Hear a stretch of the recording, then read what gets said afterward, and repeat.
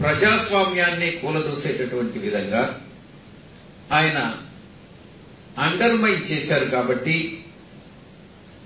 ఈ యొక్క ఆయన చేసినటువంటి ఆయన చర్యలు, ఆయన మాట్లాడినటువంటి తీరు, మాటలు, పార్టీ వ్యతిరేక చర్యలు, ఏ పార్టీ టికెట్ పైన అయితే ఆయన ఎన్నిక కాబడ్డారో, ఏ మేనిఫెస్టో అయితే పార్టీ మేనిఫెస్టో విడుదల చేసిన తర్వాత ఏ పార్టీ మేనిఫెస్టో ప్రకారం ఆయన ఎన్నిక కాబడ్డారో దానికి అనుగుణంగా నోచుకోకుండా అటు పార్టీ అధ్యక్షుల వారిని, పార్టీ యొక్క క్రమశిక్షణని ఉల్లంఘించి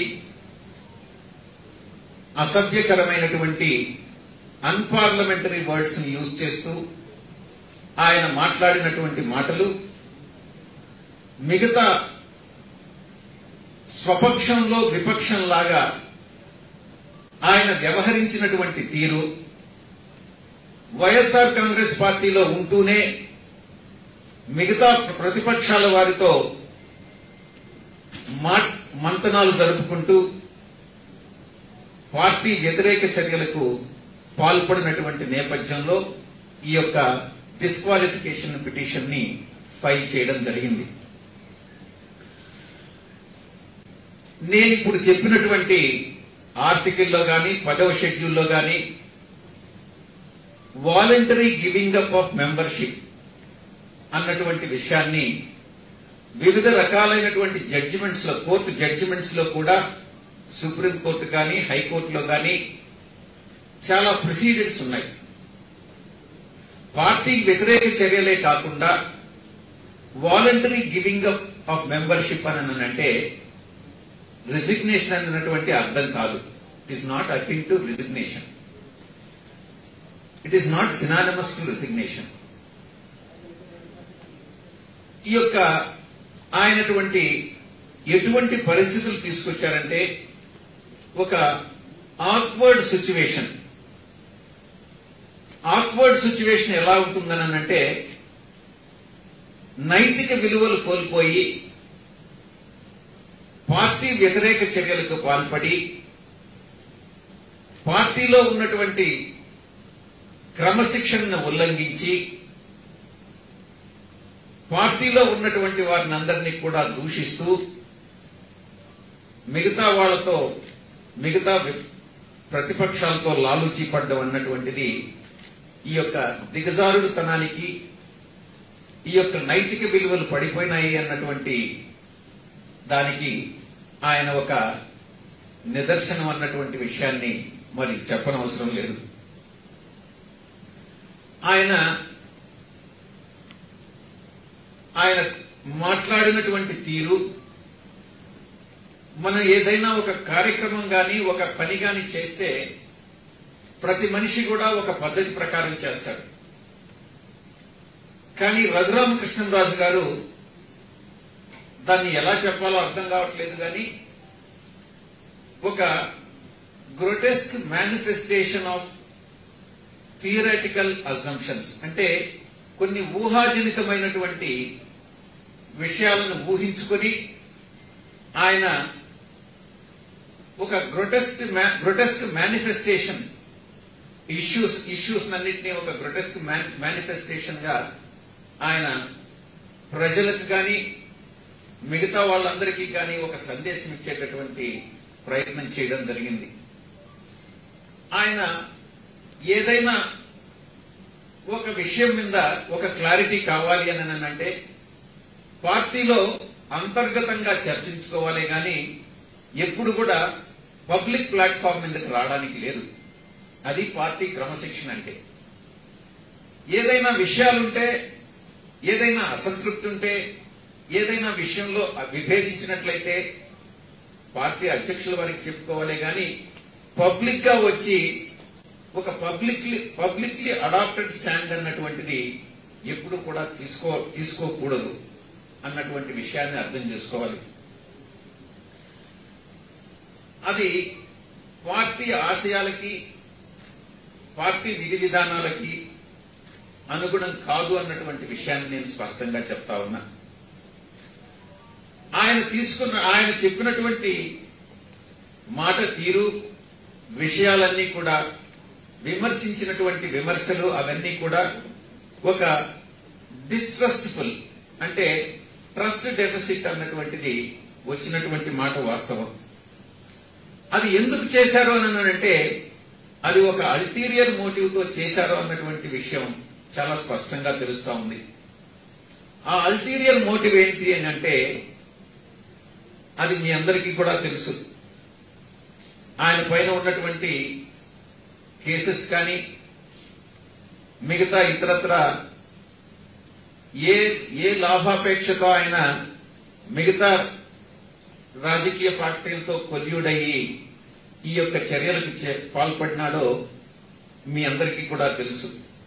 అవి ఏవైనా కావచ్చు, పొలిటికల్ కంపల్షన్స్ కావచ్చు, ఇతరత్ర సోషల్ కంపల్షన్స్ కావచ్చు, ఏదైనా కావచ్చు.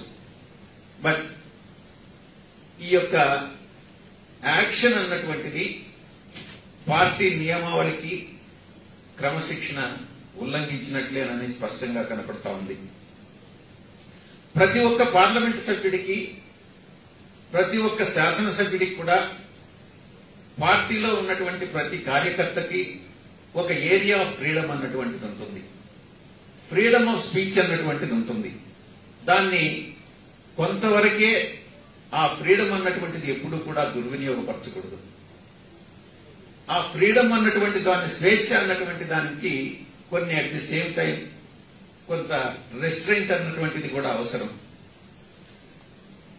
ఆయన రఘురామకృష్ణంరాజు గారి విషయంలో పొలిటికల్ అండ్ పర్సనల్ కాండక్ట్ అన్నటువంటిది ఈ యొక్క యాంటీ డిఫెక్షన్ లా ప్రొవిజన్స్ ని 10th షెడ్యూల్లో పొందుపరిచినటువంటి ఆ యొక్క యాంటీ డిఫెక్షన్ లాని అట్రాక్ట్ చేసింది అన్నటువంటి విషయంలో ఎటువంటి సందేహము అవసరం లేదు. ఆయన, నేను ఇంతకు ముందు చెప్పినట్టుగా పొలిటికల్ పర్సనల్ కాండక్ట్ కూడా ఇతరులను విమర్శించేటటువంటి విషయంలో, పార్టీని దూషించేటటువంటి విషయంలో తప్పకుండా యాంటీ డిఫెక్షన్ లా అన్నటువంటి దాన్ని ఆయన విషయంలో అప్లై చేయొచ్చు అన్నటువంటి విషయంలో మాకు ఎటువంటి సందేహము లేదు. ఇక పబ్లిక్ డెఫియన్స్ అన్నటువంటిదే పార్టీ క్రమశిక్షణ ఉల్లంఘన. అందులో పబ్లిక్ గా పార్టీ నియమావళిని, క్రమశిక్షణను ఉల్లంఘించడం పబ్లిక్ డెఫియన్స్ కింద వస్తుంది. అందులో ఒక్క ఉదాహరణ చెప్పాలని అంటే, మేము దాంట్లో ఇచ్చినటువంటి పిటిషన్లో కూడా మేము పొందుపరచడం జరిగింది. పబ్లిక్ గా ఏదో ఒక ప్రెస్ లోనో ఎక్కడనో ఇంటర్వ్యూ ఇస్తానో దాన్ని ఇంగ్లీష్ లో చెప్తే అంత ఎఫెక్ట్ అనేటటువంటిది తెలియదు. కానీ what is leadership, it is useless leadership అన్నటువంటిది ఇంగ్లీష్ లో వస్తుంది. కానీ దాన్ని తెలుగులో ఆయన అన్నటువంటి విషయంగానే తీసుకుంటే, బొత్సులో నాయకత్వం ఎవరికి కావాలి అన్నటువంటి విషయం ఆయన చెప్పడం జరిగింది. ఎవరైనా ఇక్కడ ఉండేటటువంటి వాళ్ళు ఎవరైనా కూడా ఇటువంటి లాంగ్వేజ్ ని, ఇటువంటి పదాలని ప్రశంసిస్తారా అన్నటువంటిది మీరే నిర్ణయించుకోండి. ప్రజలు కూడా నిర్ణయిస్తారు. ఆయన రఘురామకృష్ణంరాజు గారు మనసా వాచా కర్మేణ ఆయన మన పార్టీలో భౌతికంగా ఈరోజు ఉన్నప్పటికీ కూడా ఆయన మనస్ఫూర్తిగా ఈ పార్టీలో లేరన్నటువంటి విషయం చాలా స్పష్టంగా తెలుస్తా ఉంది. ఆయనకి ఒక పార్టీ, ఒక రాజకీయ పార్టీ అంటే ఒక హార్ట్, ఒక సోల్, ఒక మదర్ లాంటిది. ఆ పార్టీలో ఉన్నటువంటి సభ్యులందరూ కూడా హార్ట్ ని, సోల్ ని పార్టీలోకే పెట్టాలి, పార్టీ అధినాయకుడికి విధేయులుగా ఉండాలి అన్నటువంటి విషయం ప్రతి ఒక్కరికి కూడా తెలుసు. రఘురామకృష్ణంరాజు విషయంలో హార్ట్ అండ్ సోల్, ఆయన హార్ట్ అండ్ సోల్ పార్టీలో లేదు, మనసా వాచా కర్మేనా అతనికి లేదు అన్నటువంటి విషయం తెలుసుకున్న తర్వాతనే ఈ యొక్క యాక్షన్ అన్నటువంటిది తీసుకోవడం జరిగింది. ఇంతకు ముందుగా చెప్పినట్టుగా ఈయన ఒక స్వపక్షంలో, వైఎస్ఆర్ కాంగ్రెస్ లో ఒక ప్రతిపక్షంగా, ఒక విపక్షంగా ఆయన నడిచినటువంటి తీరు వల్ల ఈ యాంటీ డిఫెక్షన్ లా అన్నటువంటిది ప్రొవిజన్స్ ని ఇన్వోక్ చేయడం జరిగింది అన్నటువంటి విషయాన్ని మీకు తెలియజేసుకుంటూ మా కొలీగ్స్ మా లీడర్ లోక్సభ లీడర్ ఇప్పుడు మాట్లాడడం జరుగుతుంది. పెద్దలు సాయిరెడ్డి సార్ గారు అన్ని విషయాలు కూడా లీగల్ విషయాలు అదేవిధంగా టెక్నికాలిటీస్ అన్ని కూడా వివరంగా చెప్పారు. ముఖ్యమంత్రి గారు జగన్మోహన్ రెడ్డి గారు రఘురామ కృష్ణరాజు గారికి సముచిత స్థానం కల్పించి ఫస్ట్ టైం మెంబర్ అయినా కూడా మంచి ప్రాధాన్యత ఇచ్చి చాలా విలువ ఇచ్చి 4 సార్లు ఎంపీ అయిన మాగుంట శ్రీనివాసరెడ్డి గారు ఉన్న 2 సార్లు ఎంపీ అయిన బాలశౌరి గారు అదేవిధంగా వంగా గీత గారు వీళ్ళందరూ సీనియర్లు ఉన్నా కూడా రఘురామకృష్ణరాజు కోరిన వెంటనే కమిటీ చైర్మన్ కూడా రికమెండ్ చేయమని చెప్పడం జరిగింది. వారి ఆదేశాలతో మేము కూడా స్పీకర్ గారిని రిక్వెస్ట్ చేసి ఆయనకి కమిటీ చైర్మన్ ఇవ్వడం జరిగింది. అదేవిధంగా అన్నింటిలో కూడా పార్టీ డిబేట్స్ లో గానీ అత్యధిక మంది ఉన్నా కూడా అధిక అవకాశాలు ఆయనకే ఇచ్చి అన్ని విధాల్లో కూడా ముఖ్యమంత్రి గారు ఏ ఒక్క రోజు కూడా ఆయనకు ఏ విషయంలో కూడా తక్కువ చేయలేదు. కానీ ఈరోజు తెలుగుదేశం ప్రభుత్వంలో ఎప్పుడో తీసుకున్న నిర్ణయాన్ని టీటీడీలో తీసుకునే నిర్ణయాన్ని తానే వచ్చి ఏదో ఆపి లేదు భూములు అమ్మకుండా ఆపేదానికి తానేదో కష్టపడుతున్నట్లు మాట్లాడడం ఇవన్నీ కూడా చాలా బాధాకరం. ఏ రోజు కూడా సుబ్బారెడ్డి గారితో టీటీడీ చైర్మన్ సుబ్బారెడ్డి గారితో పోయి లేకపోతే ఇతరత్రులతో పోయి ఈవో గారితో కూడా పోయి చర్చించింది లేదు. ఇది వరకు టీటీడీ ఏదైతే భూముల అమ్మకం నిర్ణయం తెలుగుదేశం అదేవిధంగా బీజేపీ కలిసి ఉన్నప్పుడు నిర్ణయం తీసుకున్నారో అదే పార్టీలో రఘురామకృష్ణరాజు కూడా ఉన్నారు. ఏ రోజు కూడా అది ప్రశ్నించలేదు. ఇక్కడ 1 ఇంచు భూమి అమ్మింది లేదు. ఒక చర్చ జరిగే లోపలే ఇతనేదో కాపాడినట్లు ఇక్కడ వచ్చి మాట్లాడడం టీవీ డిబేట్ లో మాట్లాడడం ఇవన్నీ కూడా చాలా దురదృష్టకరం.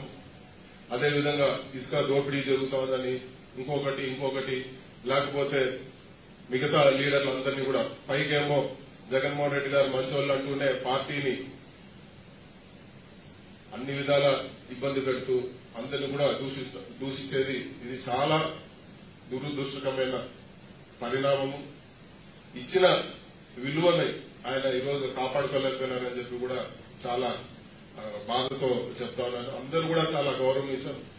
ఫ్లోర్ లీడర్ గా పార్లమెంట్ లో గాని బయట గాని ఆయనకు సముచిత స్థానం కల్పించాం. ఎక్కడైనా గాని ఏ విషయంలో గాని పెద్ద వయసులో పెద్దోళ్లు మంచి మర్యాద ఇవ్వాలని చెప్పి ఆయనకు ఏ రోజు కూడా ఎక్కడ కూడా మేము తప్పు చేసిన ఇదిగా లేదు.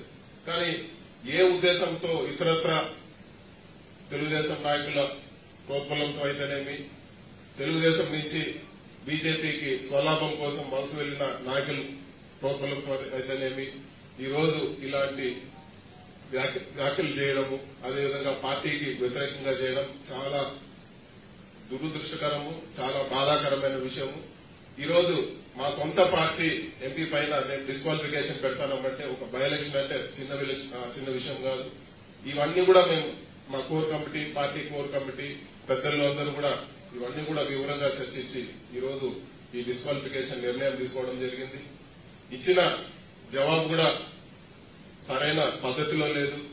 ఈరోజు టీడీపీ పార్టీ అంటే తెలుగుదేశం పార్టీనే, బీజేపీ అంటే భారతీయ జనతా పార్టీనే, అదేవిధంగా వైఎస్ఆర్ అంటే యువజన శ్రామిక రైతు పార్టీనే. దాన్ని కూడా ఏదో ఒక లీగల్ పాయింట్ లాగా తీసుకురావడం ఇచ్చే జవాబులో కూడా ఒక సిన్సియారిటీ లేదు. కాబట్టి ఈ రోజు అన్ని కూడా కోర్ కమిటీ కూడా ఒక నిర్ణయానికి వచ్చి ఈ రోజు ఈ డిస్క్వాలిఫికేషన్ కూడా మూవ్ చేయడం జరిగింది.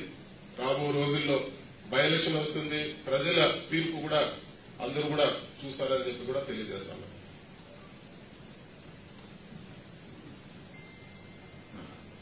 చీఫ్ విప్ భరత్ గారు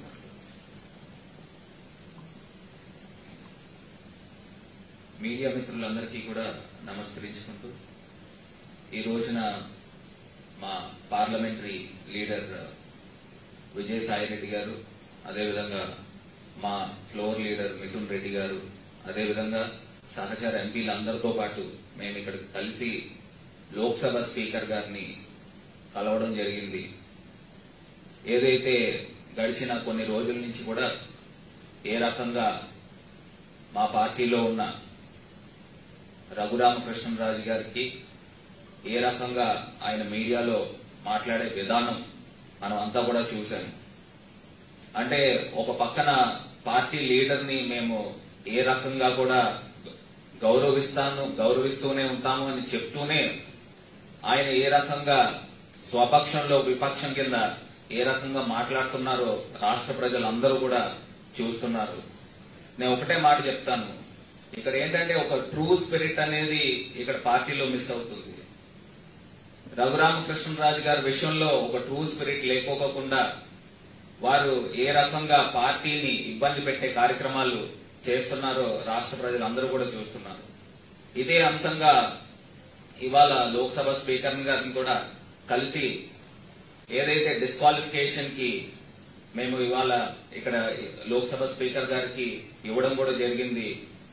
ముఖ్యంగా వారు ఏదైతే మాటలు చెప్తున్నారో నిజంగా మాకు కూడా నిజంగా లోక్సభలో రఘురామకృష్ణరాజు గారికి ఇచ్చిన అవకాశాలు మా ఫ్లోర్ లీడర్ గారు ఎవరికి కూడా బహుశా ఇవ్వలేదు.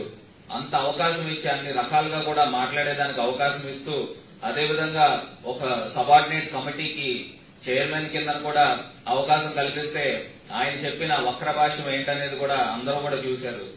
పార్టీ 10% ఇస్తే 90% నేనే చేసుకున్నాననే మాటలు కూడా వారు చెప్పడం కూడా జరిగింది. ఇప్పుడు లోక్సభ స్పీకర్ గారు కూడా ఒకటే మాట చెప్పారు, మీరు లెటర్ ఇస్తేనే మేము నియమించడం జరుగుతుంది, మీరు లెటర్ ఇవ్వకపోతే ఏ సభ్యుడికి కూడా చైర్మన్ ఇచ్చే పరిస్థితులు లేవని కూడా వారు కూడా మళ్ళీ రీఇటరేట్ కూడా చేయడం కూడా జరిగింది. ఏంటంటే రఘురామకృష్ణరాజు గారు ఒకసారి ఆత్మ పరిశీలన చేసుకోవాలి.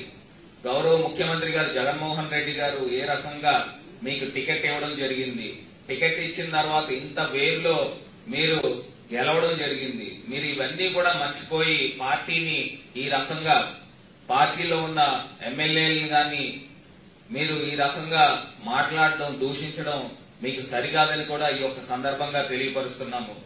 అంతేకాకుండా ఇందాక మా ఫ్లోర్ లీడర్ గారు కూడా చెప్పినట్టు మీరు ఏదైతే ఈ తిరుపతి భూముల విషయంలో మీరు గతంలో మీరు బీజేపీలోను తెలుగుదేశం పార్టీలోనూ ఉన్నప్పుడు ఆ రోజు తీసుకున్న జీవోని ఒకసారి చర్చకు రావడం జరిగింది. ఆ చర్చకు వస్తే మీరేదో అక్కడ మీడియాల్లో మాట్లాడే ఏదో ఆపినట్టుగా మీరు రాష్ట్ర ప్రజలందరికీ కూడా తెలియపరుస్తున్నారు. ఎట్టి పరిస్థితుల్లో గౌరవ ముఖ్యమంత్రి గారు ప్రజలకు వ్యతిరేకంగా ఏ ఒక్క నిర్ణయం కూడా తీసుకోరు. ప్రజల యొక్క హిందువుల యొక్క మనోభావాలకి వ్యతిరేకంగా ఏ రకమైన నిర్ణయాలు కూడా తీసుకోరని ఈ యొక్క సందర్భంగా తెలియపరుస్తున్నాము. అంతేకాకుండా ఇంకొక ప్రధానమైన మాట కూడా ఒకటి చెప్పేది ఏంటంటే, మీరు ఇంగ్లీష్ మీడియం గురించి మాట్లాడారు. మేము ఒకటే అడుగుతున్నాము, మాతృభాష పైన మమకారం వైఎస్ఆర్ కాంగ్రెస్ పార్టీకి అదేవిధంగా మా నాయకుడు జగన్మోహన్ రెడ్డి గారికి పూర్తిగా విశ్వాసము నమ్మకం ఉంది. మాతృభాషను కాపాడుకుంటూనే ఇంకొక పక్కన మన బడుగు బలహీన వర్గాల ప్రజల పిల్లలందరికీ కూడా ఇంగ్లీష్ మీడియంలో చదివించి వారిని పెద్ద పెద్ద ఆఫీసర్లు గాను ఐఏఎస్ గాను డాక్టర్లు గాను చేయాలి. వారు ఒకవేళ వేరే రాష్ట్రాలకి వేరే దేశాలకు వెళ్లి అక్కడ ఉద్యోగాలు చేసినా లేకపోతే చదువుకున్నా కూడా అనర్గళంగా ఇంగ్లీష్ లో మాట్లాడగలగాలని ముఖ్యమంత్రి గారు చాలా దూరదృష్టితో ఆలోచన చేసి ఇంగ్లీష్ మీడియం తీసుకుని వస్తే మీరు దాన్ని కూడా నీరు కార్చే కార్యక్రమం చేస్తున్నారు. తెలుగుదేశం పార్టీతో మీరు ఏ రకంగా ఒక రకంగా చెప్పాలంటే ఒక కోవట్ రాజకీయం చేస్తున్నారని ఈ యొక్క సందర్భంగా తెలియపరుస్తున్నాము. రఘురామకృష్ణరాజు గారికి కూడా ఒకటే సూటి ప్రశ్న అడుగుతున్నాము. మీరు ఏదైతే తెలుగు భాష గురించి మాట్లాడుతున్నారో మరి మీ అబ్బాయిని మీరు ఏ మీడియంలో చదివించారు? తెలుగు మీడియంలో చదివించారు, ఇంగ్లీష్ మీడియంలో చదివించారు?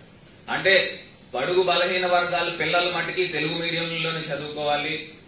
మీ పిల్లల్ని అదేవిధంగా మీ బంధువుల పిల్లలు వీళ్ళందరూ కూడా ఇంగ్లీష్ మీడియంలో చదువుకోవాలని మీరు ఒక వక్ర భాష్యం చెప్తున్నారు. అది ఒక్కసారి మీరు కూడా ఆత్మ పరిశీలన చేసుకోవాలని ఈ యొక్క సందర్భంగా తెలియపరుస్తున్నాము. అంతేకాకుండా మీరు గడిచిన ఒక ఢిల్లీ టూర్ కూడా రావడం జరిగింది. ఆ ఢిల్లీ టూర్ లో కూడా మీరు ఏమని చెప్పారు? మీరు ఎలక్షన్ కమిషన్ కి ఒక పక్కన వైఎస్ఆర్ కాంగ్రెస్ పార్టీని నేను పార్టీని గాని మా నాయకుడిని గాని ఏ రకంగా కూడా నేను దూషించట్లేదు, నేను మా పార్టీకి ఇంకా గౌరవం తెచ్చే కార్యక్రమం చేపడుతున్నానని మీరు చెప్పడం జరిగింది. కానీ మీరు ఎలక్షన్ కమిషన్ కి వచ్చి మీరు చేసిన నిర్వాహకం ఏంటో ఒకసారి రాష్ట్ర ప్రజలందరికీ కూడా తెలియపరచాలి. మీరు ఏదైతే మీకు పార్టీ టికెట్ ఇచ్చిందో ఆ పార్టీ టికెట్ ఇచ్చిన పార్టీని మీరు ఏ రకంగా మీరు మూలాలు కదిలించే విధంగా మీరు మాట్లాడుతున్నారు. అది ఎట్టి పరిస్థితుల్లో కూడా ఉపేక్షించేది లేదు. అది యాంటీ డిఫెక్షన్ లా కిందన వర్తిస్తుందని ఈ యొక్క సందర్భంగా తెలియపరుస్తున్నాము. అంతేకాకుండా రాబోయే రోజుల్లో ఇందాక మా పార్లమెంటరీ లీడర్ గారు విజయసాయి రెడ్డి గారు చెప్పినట్టు ఖచ్చితంగా ఈ డిస్క్వాలిఫికేషన్ ఖచ్చితంగా అవే రోజులు త్వరలోనే ఉన్నాయి. దాని తర్వాత మేము ఎలాగ బై ఎలక్షన్ కి వెళ్తాము. అప్పుడు మీరు ఏదైతే మీరు చెప్పారో మీ ఫోటోకి మీకు ఎంత ఆదరణ ఉందని మీరు మీడియాలో చెప్తున్నారో ఆ ఆదరణలో మీ యొక్క సత్తా ఏంటనేది కూడా బహుశా రాష్ట్ర ప్రజలందరూ కూడా తేలుస్తారని ఈ యొక్క సందర్భంగా తెలియపరుస్తున్నాను. సురేష్ గారు మాట్లాడుతున్నారు.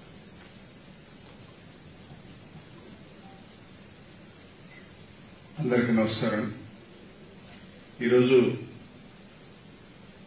ఢిల్లీ రావడం ముఖ్య ఉద్దేశం మన ఇంతకుముందు ఇప్పుడు మా ఎంపీగా ఉన్న రఘురామకృష్ణరాజు గారి విషయంలో వచ్చాము. ఏం జరుగుతుంది, ఏం మాట్లాడుతున్నారో మీ అందరికీ తెలిసిన విషయమే. రఘురామకృష్ణరాజు గారు నా సొంత టాలెంట్ మీద, నా ఓన్ టాలెంట్ మీద నేను గెలిచాను, నాకు ఎవరు సహకారం లేకుండా, ఎవరు బొమ్మ లేకుండా గెలిచానన్నారు. అంత నమ్మకం ఉంది కాబట్టి మీరు రాజీనామా చేయండి, చేసి మీ బొమ్మ పెట్టుకుని మీరు గెలవండి, అప్పుడు ఖచ్చితంగా ప్రజలు కూడా మెచ్చుకుంటారు. అదేమనంటే మీ అందరూ రాజీనామా చేయండి, ఎమ్మెల్యేలు రాజీనామా చేయండి అని చెప్తున్నారు. ఇప్పుడు సమస్య వచ్చింది రఘురామకృష్ణరాజు గారితో. కాబట్టి మీకు నిజంగా నమ్మకం ఉంటే నేను గెలుస్తాననుకుంటే మాత్రం ఇక్కడ డిస్క్వాలిఫై చేయకముందే మీరు రాజీనామా చేసి ఎలక్షన్కి వస్తే నిజంగా రఘురామకృష్ణరాజు గారికి ఒక దమ్ము ధైర్యం ఉంది కాబట్టి ఆయన రాజీనామా చేశారనుకునే పరిస్థితి ఉంది. లేకుండా ఇక్కడికి వచ్చి నేను ఈ పార్టీ సింబల్ మీద కాదు, నాకు ఇచ్చింది వేరే సింబల్ మీద, దాని మీద గెలిచాను, దీని మీద గెలిచాను అని చెప్పి ఈ కుంటి సాకులు చెప్పడం మానుకొని రాజీనామా చేస్తే మేము అందరం కూడా హర్షిస్తాం. మరీ ముఖ్య ఉద్దేశం ఏంటంటే ఆయన మాట్లాడుతున్న విధానం తన పద్ధతి ఏంటి అనేది తెలియజేస్తా ఉంది. ఇప్పుడు సామెత చెప్పినట్టుగా ఆ గేదె మంచిదైతే ఆ ఊర్లో నమ్ముడు పోయేది, ఈ ఊరు దాకా ఎందుకు వచ్చిందని ఆయన సరైన ఆయన అయితే ఏదో ఒక పార్టీలో స్థిరంగా ఉండేవాడు. ఎక్కడ స్థిరత్వం లేని వ్యక్తి కాబట్టి 3 పార్టీలు దూక్కుంటూ వచ్చారు. పోనీ ఇప్పుడన్నా మారాడేమో అనుకొని చెప్పి మేము అవకాశం కల్పిస్తే ఆయన మారే బుద్ధి ఎక్కడా కనిపించడం, ఆయన ఇష్టానుసారంగా ప్రవర్తించడం, గలిబిలిగా మాట్లాడేయడం, నోటికి ఏదొస్తుంది మాట్లాడేయడం, పార్టీ కట్టుబాట్లు లేకుండా తన ఇష్టానుసారంగా వ్యవహరించడం, తనేదో డాన్ అయినట్టుగా తను సొంత టాలెంట్ ఏదో ఉన్నట్టుగా మాట్లాడుతూ ఉన్నారు. కాబట్టి ఆయన డిస్క్వాలిఫై అవుతారు, ఖచ్చితంగా అయి తీరుతారు. రేపు రానున్న ఎలక్షన్లో ఆయన ఎదుర్కొని గెలిస్తే సంతోషమే, ఇబ్బందే లేదు. కానీ ఆయనకు ఒక్క మాట అయితే చెప్తా ఉన్నాం, కన్న తల్లి లాంటి పార్టీ. ఇందాక విజయసాయి రెడ్డి గారు ఒక మాట చెప్పారు, ఏదైనా ఉంటే మాకు చెప్పుకోవాలని. నిజంగా ఏదైనా ఉందేమో, తనకి ఇబ్బంది ఉందామో అని చెప్పి ఇన్ని రోజులు ఎదురు చూసి తెర చూస్తే ఆయనకు ఉంది ఒకటి. ఏంటి అంటే ఎక్కడో చోట పక్క చూపులు చూసి, వార చూపులు చూసి, దొంగ చూపులు చూసి ఆలోచనలు మానుకోలేను. ఆ బుద్ధి ఉండి నాళ్ళే బయటపడి ఇప్పుడు పక్కకు పోయే కార్యక్రమం చేస్తా ఉన్నారు. ఇదేదో మొదటే చెప్పి బాబు నేను వెళ్ళిపోతానని చెప్తే చక్కగా పూలిచ్చి మరీ ఆహ్వానించి పంపించేశాం, సాగనంపేవాళ్ళం. ఆ గోల లేకుండా పోలేక పొమ్మనలేక ఏదో రకంగా గొడవ పెట్టుకుని, పేచీలు పెట్టుకుని ఇక్కడేదో అన్యాయం జరుగుతా ఉంది, ఇక్కడేదో తప్పు జరిగిపోతా ఉందని చెప్పి మా పార్టీ అధ్యక్షులు జగన్మోహన్ రెడ్డి గారి పైన అవాకులు చెవాకులు పేలి మధ్యలో మళ్లీ నేను మారాను, మా మనవడు రాజశేఖర రెడ్డి గారి పేరు పెట్టుకున్నానంటే మారడం అంటే ఎట్లా ఉండాలంటే ఒక కమిట్మెంట్ తో పనిచేసేటప్పుడు ఖచ్చితంగా దానికోసమే పనిచేయాలి, అంతే తప్ప స్వలాభాల కోసం ఇంకో దానికోసం పనిచేయకూడదు. జగన్మోహన్ రెడ్డి గారిని నమ్మితే ఎలా ఉంటుందో మేమందరం కూడా రాజకీయంగా భరత్ అన్న గాని, కృష్ణదేవరాయలు అన్న గాని మాకే అనుభవాలు లేవు. కొత్తగా వచ్చిన వారు మమ్మల్ని అందరిని ఆహ్వానించి దగ్గర పెట్టుకుని మాకు మా స్థాయిలో మించి పదవులు అప్పచెప్పి మరి హుందాగా జగన్మోహన్ రెడ్డి గారు వ్యవహరిస్తుంటే ఇలాంటి టైంలో రఘురామకృష్ణరాజు గారు అవాకులు చెవాకులు పేరుతూ తన ఇష్టానుసారంగా ప్రవర్తిస్తా ఉన్నారు. కాబట్టి రఘురామకృష్ణరాజు గారికి చెప్పేది ఒకటే, నోరు అదుపులో పెట్టుకోండి, చాలా మంచిది. ఎప్పుడు కూడా మరి నోటిని నడి బతిలాడుతూ ఉంటుందంట, బాబు నువ్వు మాట్లాడబాకు, నాకు ఇబ్బంది కలుగుతూ ఉందని చెప్పి. కాబట్టి మీరు మాట్లాడడం చాలా కంట్రోల్ గా మాట్లాడండి. నువ్వు ఒక తోపు నేను తురుము అనుకుంటే మాత్రం జరిగేది కాదు. మళ్లీ చెప్తున్నా, కాబట్టి మినిమం కంట్రోల్ గా మాట్లాడండి. మీకు ఇబ్బంది ఉంటే తప్పుకోండి, అంతే తప్ప మా మీద లేనిపోయిన ఆరోపణలు చేసి మా పార్టీ మీద, మా పార్టీ అధ్యక్షుల మీద మీరు టీడీపీ నాయకులతో కుమ్మక్కైన విషయం రాష్ట్ర ప్రజలందరికీ తెలుసు. ఇప్పుడు దొంగచాటుగా పక్కగా వెళ్ళిపోయి మరి బ్యాంకులకు ఎగనామం పెట్టిన వాళ్ళందరూ కూడా బీజేపీ పక్కన చేరి దాంట్లో సభ్యులుగా చేరి అక్కడ కూర్చున్నారు. వాళ్ళు కూడా దొంగచాటుగా నిన్ను పిలుస్తా ఉన్నట్టున్నారు. రా, నువ్వు కూడా మా టీంలో, నువ్వు కూడా మా సభ్యుడివే కదా, ఎగనామంలో నీకు 2వ ర్యాంకు 3వ ర్యాంకు ఉంది కాబట్టి నువ్వు కూడా మా సభ్యుల్లో చేరిపో, కాబట్టి అందరం కలిసి ఇక్కడే ఉందా అని చెప్పి చెప్తున్నట్టున్నారు మీకు. కాబట్టి నువ్వు వెళ్ళదలుచుకుంటే హ్యాపీగా వెళ్ళిపో, మాకేం ఇబ్బంది లేదు, వచ్చిన గోల కూడా ఏం లేదు, నీ వల్ల ఒరిగేది కూడా ఏం లేదు. కాబట్టి ఇంకనైనా సరే బుద్ధి తెచ్చుకొని మంచి మనసుతో ఎక్కడున్నా స్థిరంగా ఉండి మంచి మనసుతో ఆ ఏ పార్టీలో పోయినా వాళ్ళతోనే నమ్మకంగా ఉంటే మరి మేమందరం కూడా సంతోషపడతాం. ఎందుకంటే ఇప్పుడు 3వ పార్టీ అనుకుంటా, 3 సార్లు మారినట్టున్నారు. ఇప్పుడు ఇక్కడి నుంచి ఎక్కడ సాడపోయినా మీకేం నమ్మకమే ఉండదు. ఇక ఈయన పరిస్థితి ఏంటంటే ఇప్పటికే 3 మారాడు, ఇది 4వది. కాబట్టి ఇదెంతవరకు అని చెప్పి ఎక్కడ కూడా మిమ్మల్ని నమ్మే పరిస్థితి లేదు.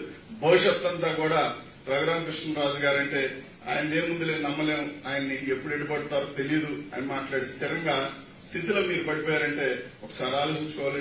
ఈ వయసు ఉండొచ్చు, డబ్బులు ఉండొచ్చు, మరి భారీగా హైట్ పర్సనాలిటీ ఉండొచ్చు, కానీ మనకు అనేది సంస్కృతి అనేది ఒకటి ఉండాలి, పద్ధతి అనేది ఒకటి ఉండాలి.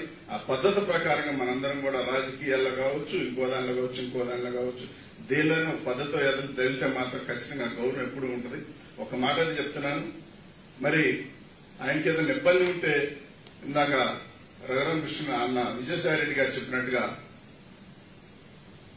మరి ప్రశాంతంగా ఒకసారి వచ్చి కలిసి నాకు ఇబ్బంది ఉందని చెప్పాలి. ఆయనకున్న ఇబ్బంది ఏంటంటే మరి త్వరలో కొన్ని విషయాలు బయటకు రాబోతా ఉన్నాయి. ఈ టైంలో బీజేపీ అండగాసుకొని ఇక్కడ టీడీపీ నాయకులు కాసుకొని అక్కడికి వెళ్ళిపోతే నేను కూడా హ్యాపీగా ఉంటానని చెప్పి అనుకుంటా ఉన్నారు. కాబట్టి అలాంటి పప్పులేం ఉడకు. ఇప్పుడు స్పీకర్ గారిని కలిసాం, ఖచ్చితంగా న్యాయం చేస్తా ఉన్నారు. త్వరలో మీ మీద అనర్హత వేట పడిపోతా ఉంది. మరి మీరు పోటీ చేస్తారు చేయరో మాకైతే అనవసరం, కానీ మేమైతే ఎలక్షన్ సిద్ధపడతా ఉన్నామని చెప్పి తెలియజేస్తా ఉన్నాం.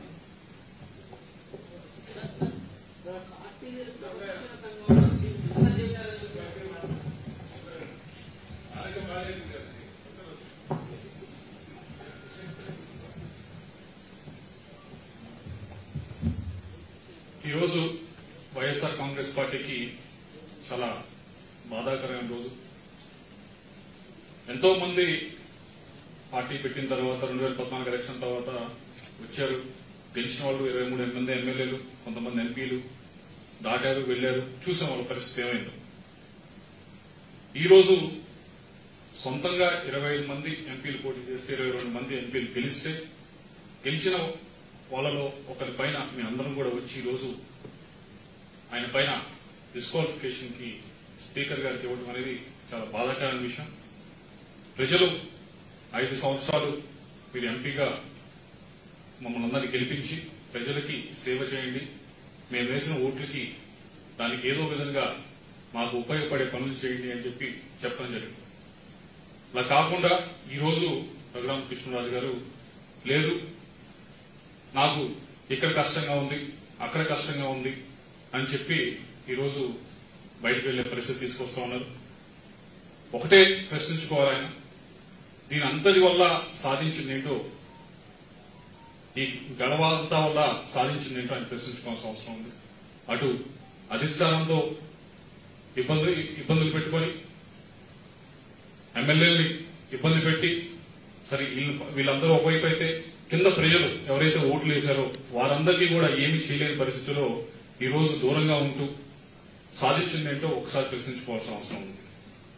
కాబట్టి జగన్మోహన్ రెడ్డి గారు చూసాం మనం, ఎలాగైతే కాంగ్రెస్ లో ఉన్నప్పుడు ఆయన కాంగ్రెస్ పార్టీలో ఉంటే పోరాటం చేశారు, లేదు ఈ పార్టీతో నాకు అవ్వదు అన్నప్పుడు బయటకు వచ్చి రాజీనామా చేసి ఆయన సొంతంగా పార్టీ పెట్టుకుని బయటకు వెళ్ళడం జరిగింది. కాబట్టి రఘురామకృష్ణరాజు గారు ఇప్పుడు చెప్తూ ఉంటారు, నాకు జగన్మోహన్ రెడ్డి గారంటే ఇష్టం, చాలా ఆప్యాయత అని చెప్పి. కాబట్టి మీకు అంత కష్టంగా ఉంటే కనుక ఏదైతే జగన్మోహన్ రెడ్డి గారు చేశారో అలాగే మీరు కూడా రాజీనామా చేసి కావాలంటే మరొకసారి ఎలక్షన్కి వెళ్ళండి. మీరు ఎలక్షన్కి వెళ్ళి మీరు ప్రజల దగ్గరికి వచ్చి మరొకసారి ఓట్లు అడగాలని చెప్పి మనం కోరుకుంటా ఉన్నాం. ఏమన్నా కష్టం ఉంటే ఇక్కడ ఉండే సాధించాలి, అటువంటి పరిస్థితి లేకుండా మమ్మల్ని పార్టీని అంతటినీ కూడా పుష్ చేశారు, ఈ డిస్క్వాలిఫికేషన్ చేయమని చెప్పే పరిస్థితికి తీసుకురావడం జరిగింది. ఇక్కడ దాకా వచ్చింది కాబట్టి మీకు ఏదైతే కావాలో, ఏదైతే మీరు ప్రజల దగ్గర తెలుసుకుంటామని చెప్పారు, తప్పకుండా రండి. వైఎస్ఆర్ కాంగ్రెస్ పార్టీ కూడా రెడీగా ఉంది, మేము కూడా తెలుసుకోవడానికి రెడీగా ఉన్నాం. తప్పకుండా చూసుకున్నాం.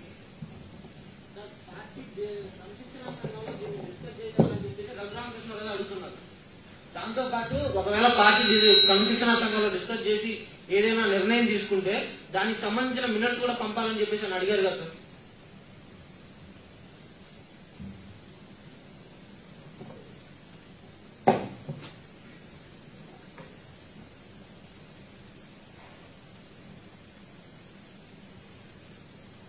షోకాస్ నోటీస్ ఇవ్వడం అన్నటువంటిది పార్టీ ఇవ్వడం జరిగింది.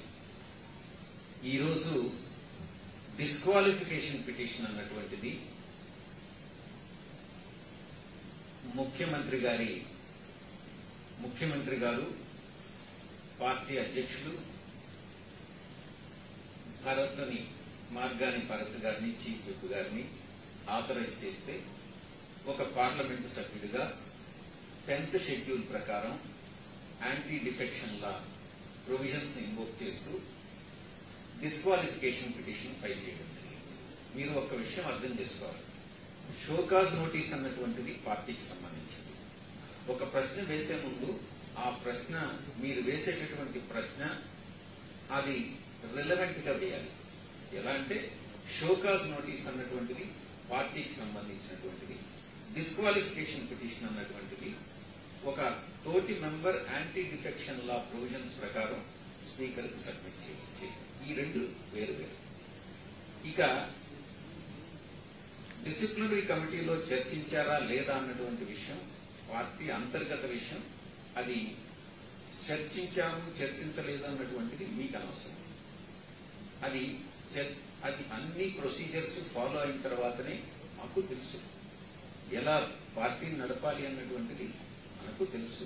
ఇది ఈ రోజు పుట్టినటువంటి పార్టీ కాదు, 2010 నుంచి ఉన్నటువంటి పార్టీ. సో ఇంచుమించుగా 10 సంవత్సరాలు అయింది. ప్రాపర్ ప్రొసీజర్స్ అన్ని కూడా ఫాలో అవుతాం. సార్, ఈరోజు హైకోర్టుకి వెళ్ళిన విషయం ఎట్లా చూస్తారు సార్? ఈ యాంటీ డిఫెక్షన్ లా వర్తిస్తుందని తెలిస్తే దాన్ని డిలే చేయడం కోసం హైకోర్టుకి వెళ్ళాడు అనుకోవచ్చు.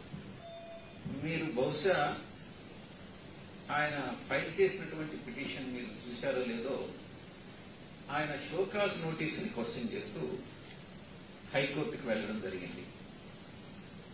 అది యాంటీ డిఫెక్షన్ లాకు సంబంధించినటువంటిది కాదు. నేను చెప్పినట్టుగా రెండు వేర్వేరు విషయాలు.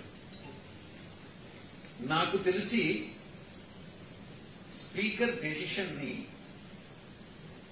ఏ నిర్ణయం తీసుకోవాలి చట్ట ప్రకారం అన్నటువంటిది కోర్టు పరిధిలో ఉన్నటువంటి అంశం కాదు. స్పీకర్ ని ఇన్ని రోజుల లోపల మీరు నిర్ణయం తీసుకోవాలి లేదా అన్నటువంటి విషయాన్ని కోర్టులు నిర్దేశించలేవు. స్పీకర్ తీసుకున్నటువంటి నిర్ణయం రాజ్యాంగబద్ధంగా ఉందా లేదా అన్నటువంటిది కోర్టులు నిర్ణయించగలవే గాని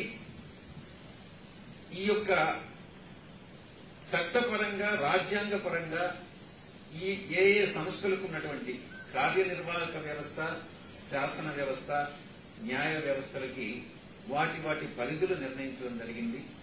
ఆ పరిధుల్లోనే ఆ వ్యవస్థలు పనిచేయడం జరుగుతుంది. సార్, ఈ రఘురామకృష్ణరాజు వ్యవహారం ప్రజా తీర్పును ఉల్లంఘించినట్లయితుందట. పార్టీకి ప్రజలందరూ ఓటేశారు, ప్రజా తీర్పును ఆయన ఉల్లంఘించి వివరించారట. తప్పకుండా ఏ పార్టీ నియమాల ప్రకారం, నిబంధనల ప్రకారం, మేనిఫెస్టో ప్రకారం ఆయన పోటీ చేసి పార్టీ టికెట్ సింబల్ మీద పోటీ చేసి గెలిచిన తర్వాత నేను ఆ నియమ నిబంధనలను ఉల్లంఘిస్తాను, ఆ మేనిఫెస్టో నాకు అప్లై కాదు అనడం తప్పకుండా క్రమశిక్షణను ఉల్లంఘించినట్టే. ఆయన పార్టీ విధి విధానాలకు దూరంగా వెళ్లినట్టే. ఒక్కసారి ఇంతకు ముందు నేను చెప్పినట్టుగా voluntary giving up of membership అన్నటువంటి కోర్టు ప్రొసీడింగ్స్ ప్రకారం ఆ డెఫినేషన్ లోకి ఇది వస్తుంది. ఇది voluntary giving up of membership అంటే it's not akin to or synonymous to resignation. అంటే ఇది వైడర్ సెన్స్ లో, వైడర్ మీనింగ్ లో కోర్టు తీసుకుంటుంది. దానిలోకి ఇది తప్పకుండా వస్తుంది. ఒకవేళ మన సురేష్ గారు చెప్పినట్టుగా ఆయనకి పార్టీ నియమావళి మీద, నిబంధనల మీద, మేనిఫెస్టో మీద నమ్మకం లేకుండా ఉంటే ఆయన డెఫినెట్ గా రిజైన్ చేయొచ్చు, వేరే పార్టీలో జాయిన్ కావచ్చు, మళ్ళీ తిరిగి పోటీ చేయొచ్చు, చేయకపోవచ్చు, ఆయన ఇష్టం. మీరు చెప్పిన చట్ట నిబంధనలు మీ పార్టీ ఎంపీకే వర్తిస్తాయా? రాష్ట్రంలో 3 ఎమ్మెల్యేలు కూడా పార్టీ మారారు, వాళ్ళ మీద కూడా ప్రతిపక్షంలో ఉన్న పార్టీ డిస్క్వాలిఫికేషన్ సంబంధించి పిటిషన్ ఇచ్చింది అక్కడ స్పీకర్ కి. రాష్ట్రంలో ఎవరు మీరు చెప్పే ఎమ్మెల్యేలు ఎవరో నాకు తెలియదు, మా పార్టీలో అయితే చేరలేదు. మీరు ఎవరిని ఉద్దేశించి మాట్లాడుతున్నారో మీరు వేసినటువంటి క్వశ్చన్ పూర్తిగా ఇర్రెలవెంట్ అని నేను భావిస్తా ఉన్నాను. పార్టీలో చేరకపోయినా 3 ఎమ్మెల్యేలు పార్టీకి వ్యతిరేక కార్యకలాపాలకు పడుతున్న ప్రతిపక్షం అక్కడ స్పీకర్ కి ఇచ్చింది. సేమ్ ఇదే డిస్క్వాలిఫికేషన్. ఆ పార్టీని అడిగింది, ఏ పార్టీ నుంచి మారారో ఆ పార్టీ అధ్యక్షుని అడగండి. సార్ ఇప్పుడు గత పార్లమెంట్, గత ఎన్నికల్లో, గత లోక్సభలో కూడా 3 ఎంపీలు పార్టీ నుంచి మారారు సార్. మీరు గతంలో ఇస్తే వాళ్ళు ఎటువంటి నిర్ణయం తీసుకోలేదు, కానీ శరత్ యాదవ్ తర్వాత మాత్రం వెంటనే నిర్ణయం తీసుకున్నారు. ఈయన రఘురామకృష్ణరాజు వ్యవహారంలో మీకు వెంటనే నిర్ణయం తీసుకుంటారన్న నమ్మకం? తప్పకుండా నిర్ణయం తీసుకోవాలి. గౌరవ వైస్ ప్రెసిడెంట్ గారు, రాజ్యసభ అధ్యక్షులు ఒక ప్రెసిడెంట్ ని ఎస్టాబ్లిష్ చేశారు.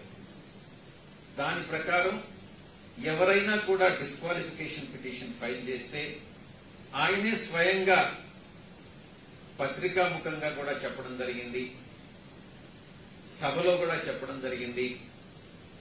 ఆ డిస్క్వాలిఫికేషన్ పిటిషన్ ని చట్టంలో ఎటువంటి కాల పరిమితి నిర్ణయించినప్పటికీ కూడా 3 నెలల్లో దాన్ని డిస్పోజ్ చేయాలి అన్నటువంటి ఒక ప్రెసిడెంట్ ని ఆయన ఎస్టాబ్లిష్ చేయడం జరిగింది. రాజ్యసభ చైర్మన్ ఏ రకంగా అయితే ప్రెసిడెంట్ ని ఎస్టాబ్లిష్ చేశారో అదే ప్రెసిడెంట్ ను లోక్సభ స్పీకర్ కూడా అమలు చేస్తారు అన్నటువంటి విషయాన్ని మేము బలంగా నమ్ముతాం. గతంలో మా పార్టీ నుంచి, వైఎస్ఆర్ కాంగ్రెస్ పార్టీ నుంచి ఇంచుమించుగా 22 మంది 23 మంది ఎమ్మెల్యేలని డబ్బులిచ్చి, లంచం ఇచ్చి అప్పటి ముఖ్యమంత్రి చంద్రబాబు నాయుడు కొనుగోలు చేశాడన్నటువంటి విషయం మీ అందరికీ కూడా తెలుసు. అప్పట్లో ఉన్నటువంటి స్పీకర్ ని ప్రభావితం చేసి ఆయన చనిపోయారు. ఇప్పుడు ఆయన గురించి మాట్లాడడం మంచిది కాదు. ప్రభావితం చేసి ఆయన నిర్ణయం తీసుకోకుండా అడ్డుకోవడం జరిగింది. ఇప్పుడు మా ముఖ్యమంత్రి గారు రాజకీయాల్లో విలువలు పాటిస్తా ఉన్నారు, ప్రజాశ్రేయస్సే ధ్యేయంగా పరిపాలన చేస్తా ఉన్నారు. ఇప్పుడు అటువంటి రాజకీయాలకి, నీతి బాహ్యమైనటువంటి చర్యలకు మేము పాల్పడం, పూర్తి పారదర్శకమైనటువంటి ప్రభుత్వాన్ని, గవర్నెన్స్ ని ఇవ్వడం జరుగుతాం. పార్టీకి కానీ ముఖ్యమంత్రి కానీ వ్యతిరేకంగా అసలు ఎక్కడ మాట్లాడలేదు, కేవలం ప్రభుత్వానికి 1-2 అంశాలు సూచనలు మాత్రమే చేశారు. మీరు పూర్తిగా టీవీ చూడండి, మీ టీవీనే చూడండి, మీ టీవీలో కూడా ప్రసారమై ఉంటుంది, టీవీ 9లో. మీరు వేసినటువంటి ప్రశ్న కరెక్టా కాదా అన్నటువంటిది మీరే ఒకసారి, ఇప్పుడే నేను ఉదాహరణ చెప్పాను, నాయకత్వం గురించి ఆయన చేసినటువంటి కామెంట్ ఏం చెప్పాను నేను? చెప్పండి, మీరే చెప్పండి. నేను ఇచ్చిన ప్రెస్ కాన్ఫరెన్స్ లో నేనే చెప్పాను కదా. ఆయన ఒక వ్యక్తి కాదు, ఒక శక్తి అంటున్నాడు సార్. తనతో పెట్టుకుంటే పార్టీ సంగతి, పెట్టుకున్న సంగతి. ఆయన నిజంగా ఒక శక్తి అయితే తిరిగి రాజీనామా చేసి పోటీ చేయమని చెప్పండి. ఆ శక్తి అశక్తి అన్నటువంటిది నిరూపిస్తుంది, తెలిసిపోతుంది. థ్యాంక్ యూ, ధన్యవాదాలు.